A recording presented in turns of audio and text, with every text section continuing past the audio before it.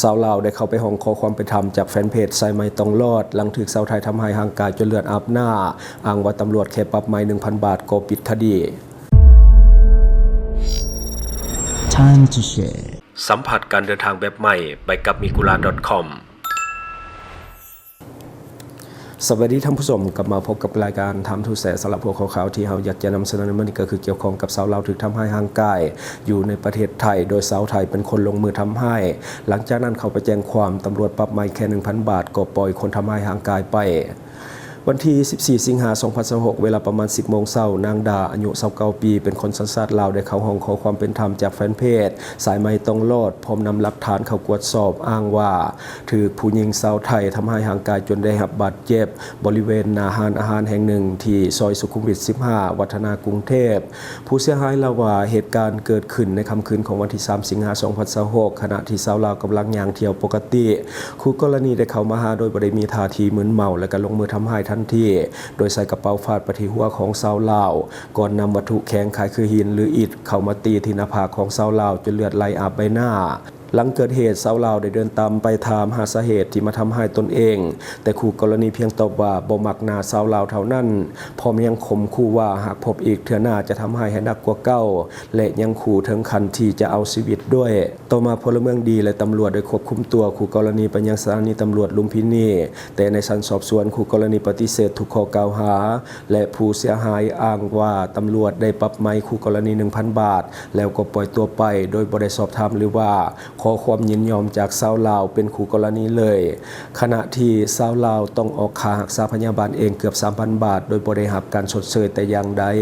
ชาวลาวกล่าวว่าได้ติดตามคดีอย่างต่อเนื่องและมีการนัดพนักงานสอบสวนในวันที่ 7 สิงหาคม 2026 แต่ว่าคู่กรณีบ่มาตามนัดพร้อมอ้างว่าตำรวจแจ้งว่าบ่สามารถดำเนินคดีต่อได้อีกเนื่องจากว่ามีการเปรียบเทียบปรับไปแล้วถือว่าคดีได้สิ้นสุดลงถ้าหากว่าจะดำเนินคดีใหม่ต้องรอทางคู่กรณีมาก่อเหตุซ้ำชาวลาวจึงเห็นว่าเรื่องนี้บ่เป็นธรรมและรู้สึกหวาดกลัวต่อกับคำข่มขู่โดยยืนยันว่าบ่เคยรู้จักหรือว่ามีปัญหากับคู่กรณีมาก่อน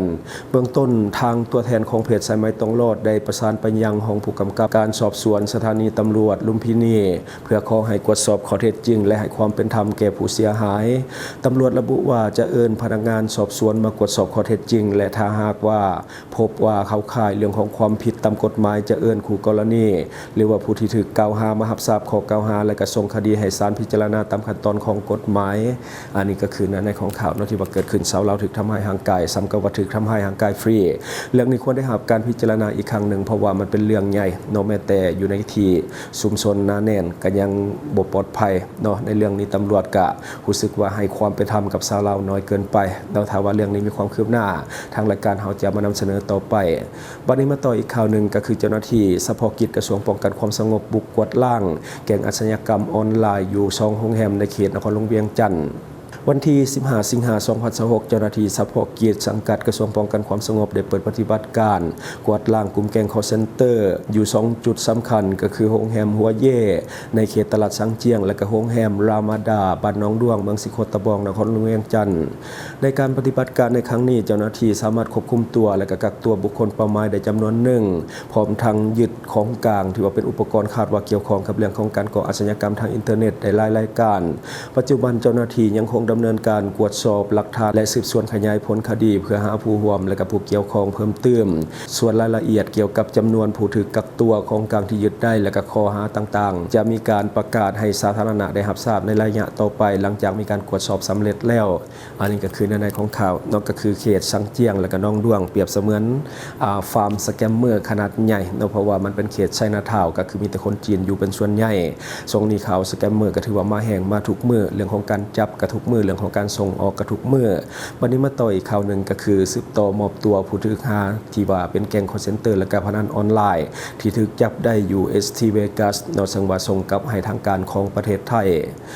โดยปฏิบัติตามกฎหมายว่าโดยการเข้าออกเมืองและก็การคุ้มครองคนต่างประเทศแห่งสาธารณรัฐประชาธิปไตยประชาชนลาวและก็อิงตามสนธิสัญญาระหว่างสปป.ลาวกับราชอาณาจักรไทยว่าโดยการโอนผู้ถูกตัดสินลงโทษและก็การร่วมมือในเรื่องของการปฏิบัติคำตัดสินคดีอาญาลงวันที่20 มีนาคม 2004ในวันที่ 14 สิงหาคม 2026ที่ด่านครัวมิตรภาพลาวไทยแห่งที่ 1 นครหลวงเวียงจันทน์หนองคายคณะเฉพาะกิจกระทรวงป้องกันความสงบได้นำตัวผู้ถูกหาสัญชาติไทยจำนวน23 คนยิง14 คนก่ออาชญากรรมทางอินเทอร์เน็ตและการพนันออนไลน์ที่ถูกกักตัวได้อยู่ที่ตึกอาคารของบริษัท ST Vegas จำกัดผู้เดียวมอบให้ทางการไทยไปดำเนินคดีต่อตั้งหน้าเจ้าหน้าที่ฝ่ายลาวมอบโดยฐานพันโทคำน้อยวิไลวงศ์ห้องหัวหน้าตำรวจกวดคนเข้าออกเมืองด่านสากลความมิตรภาพลาวไทยแห่งที่ 1และฝ่ายเจ้าหน้าที่ไทยเซ็นหับโดยฐานพันโททิยสภัทรลังสีพามานกุลห้องผู้กำกับการกวดกาคนเข้าเมืองจังหวัดหนองคายโดยมีคณะทั้งสองฝ่ายเข้าร่วมเป็นสักขีพยานผู้ถูกหาจำนวนดังกล่าวถูกเจ้าหน้าที่เฉพาะกิจกระทรวงป้องกันความสงบร่วมกับกำลังป้องกันเคลื่อนที่กักตัวในระหว่างเข้ากวดค้นตึกอาคารของบริษัท ST Vegas จำกัดผู้เดียวตั้งอยู่บ้านดงโพสีเมืองหาดทรายฟองนครหลวงเวียงจันทน์ในวันที่ 18 กรกฎาคม ปี 2026การมอบผู้ถูกหาสัญชาติไทยที่ถูกกักตัวอยู่ในตึกอาคารของบริษัท ST Vegas ในครั้งนี้ถือเป็นครั้งที่ 4ซึ่งก่อนหน้านี้คณะเฉพาะกิจกระทรวงป้องกันความสงบได้มอบให้กับทางการไทยไปแล้ว3 ครั้งซึ่งครั้งที่ 1 มอบในวันที่ 6 สิงหาคม 2026จำนวน32 คนยิง18 คนครั้งที่ 2 ในวันที่ 10 สิงหาคม 2026ที่ผ่านมาจำนวน41 คนยิง30 คนและครั้งที่ 3 ในวันที่ 13 สิงหาคม 2026จำนวน130 คนและก็มีเพศหญิงอยู่72 คนอันนี้ก็คือเนื้อในของข่าวเนาะคือการกวดล้างที่ ST Vegas แม่นคนไทยรายที่สุดประมาณ300 กว่าคนเนาะที่ว่าจับได้ในครั้งนั้นทั้งหมดมัน400 ไปคนแต่ว่าเป็นคนไทยประมาณ300 กว่าเนาะการส่งคนไทยกลับบ้านนี่มันเป็นรอบที่ 4 แล้ว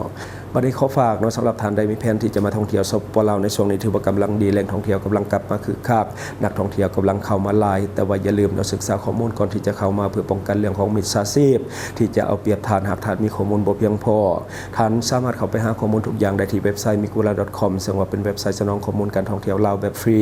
ข้อมูลที่ท่านจะได้ก็มีข้อมูลสถานที่ท่องเที่ยวใหม่ๆในลาวข้อมูลอาหารต่างๆข้อมูลสถานที่บ้านพักโรงแรมข้อมูลการเช่ารถหรือว่ารถพาเที่ยวข้อมูลพนักงานนำเที่ยวหรือว่าบริษัทท่องเที่ยวสำหรับการลงทะเบียนจะมีอยู่3รูปแบบลงทะเบียนโดยเบอร์โทรศัพท์ลงทะเบียนโดยอีเมลลงทะเบียนโดย Facebook ท่านที่อยากสมัครบ่เป็นสามารถกดลิงก์เข้าเบิ่งได้เลยและทั้งหมดก็คือสิ่งที่เราเก็บมาเล่าสู่ฟังหวังว่าท่านจะได้รับสาระดีๆสำหรับท่านที่ว่าเบิ่งรายการเฮาอยู่คิดเห็นจะได้กับสิ่งที่เรานำเสนอไปก็อย่าลืมฝากไว้ภายใต้คอมเมนต์ของเฮาและข้าพเจ้าจะเข้าไปอ่านด้วยตนเองขอขอบใจอยู่เมืองลาวใช้แต่เงินกีบลาวและส่งเสริมผลิตภัณฑ์ภายในเพื่อลดพรการนำเข้าสินค้าและแก้ปัญหาเงินตา Subscribe for more video.